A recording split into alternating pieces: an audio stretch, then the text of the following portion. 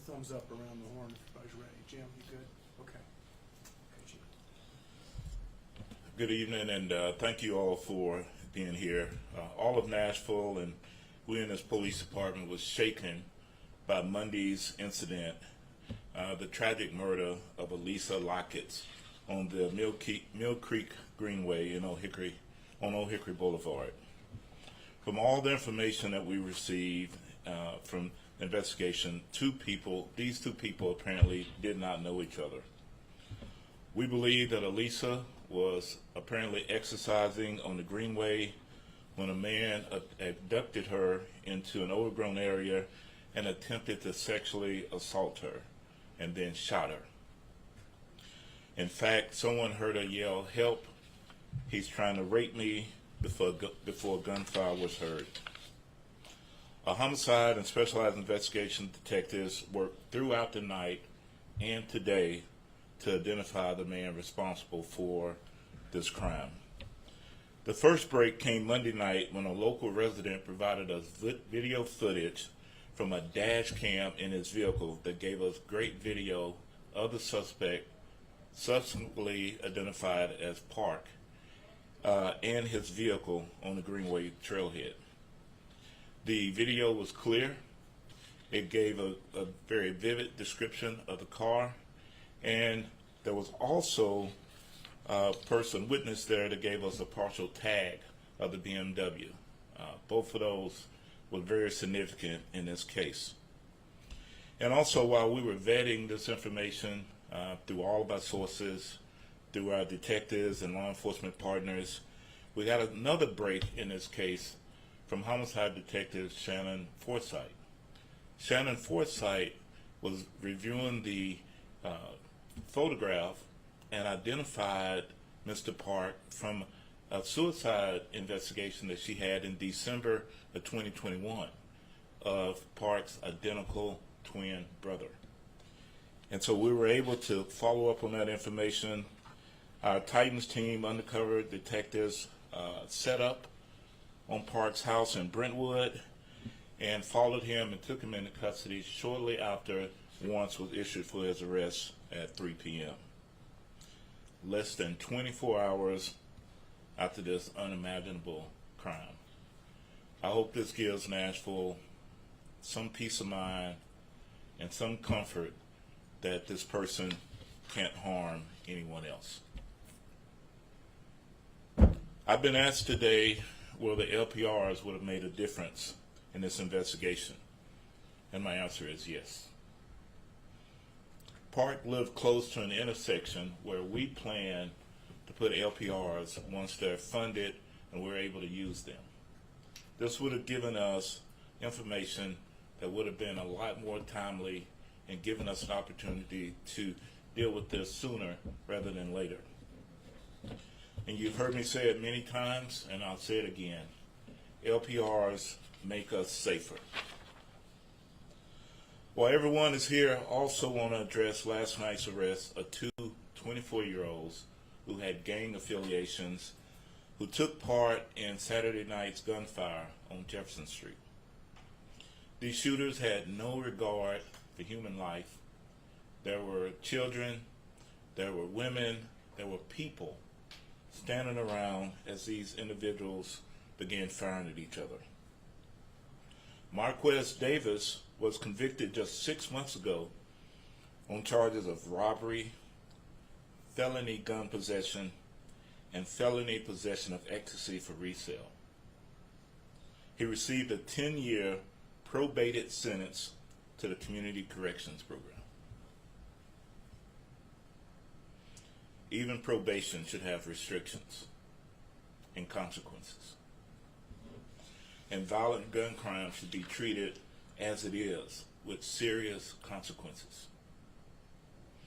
Our Titans detectives who arrested Davis and DeAnthony Brown at a short-term rental on 26th Avenue told me that he was carrying a rifle, and it got really hairy when they took them into custody.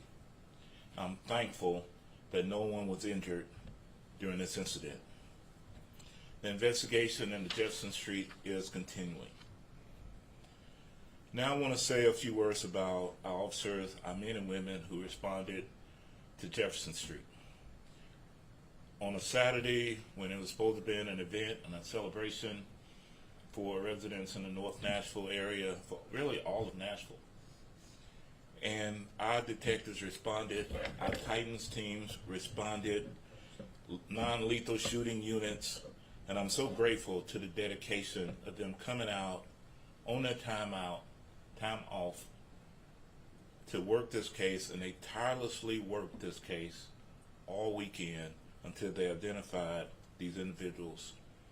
And I'm so grateful that they're dedicated to the safety of Nashville. And I also want to thank those from the Greenway last night, our South Patrol officers, our homicide team, our Titans teams, our sex crime detectives, who worked tirelessly overnight and throughout the day to identify and apprehend this violent individual. And I also want to just say, I'm so proud of what our men and women do and the things they witness. We also had a South officer that responded to the victim. And as she was laying on the ground with a head wound, he put his hand over her head with a head compression, trying to press the wound and trying to comfort her and telling her help is on the way. And he has to live with that. So I'm very thankful for our men and women. I'm thankful for the work that our detectives continue to do. My heart and prayers go out to the families of those involved, to the families of Lokits and from Jefferson Street. I hope this brings some type of closure, some type of peace to you all. I know that we're dedicated to serving and trying to make sure we have a safer Nashville, and know that we put everything we had into both Jefferson Street and the Greenway crimes to try to resolve them as quickly as possible. Thank you. Have any questions? Chief, did Park have any past criminal history, especially with like sexual assault or anything like that? I don't remember seeing any type of criminal history, especially of sexual assaults. So. And how are you feeling? Because it's been a heavy for you and this department. You know, I'm good, and it's part of what we do, but it hurts anytime you see these type of things happen.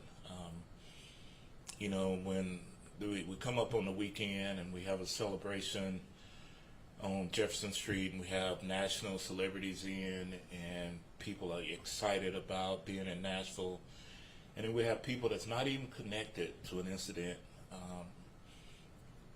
not even connected to what was going on, create this havoc, and then the Greenway.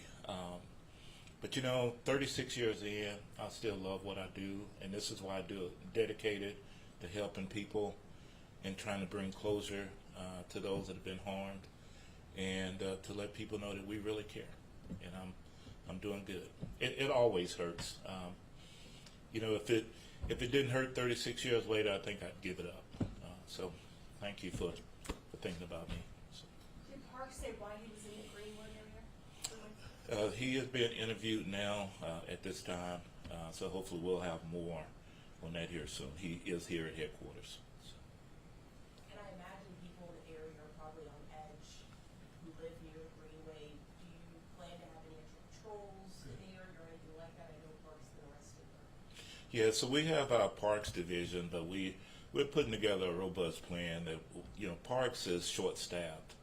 And so we're going to put some of our officers, and we're stretched too as a police department, but we're going to put some extra patrols on UTVs through the greenways as well. The greenways is something that a lot of us in the police department use as well, and I use them. But definitely we will have more resources there. Chief, when it comes to that dash cam, was the car on or was that dash cam to pick up the footage of Park? No, it wasn't on, and I have a similar style vehicle. I have a Tesla, and it has a what they call sentry mode, and it records all the time. Anytime something comes across the camera, it comes on. It's a great feature to have, and I'm really thankful this individual had this the dash cam.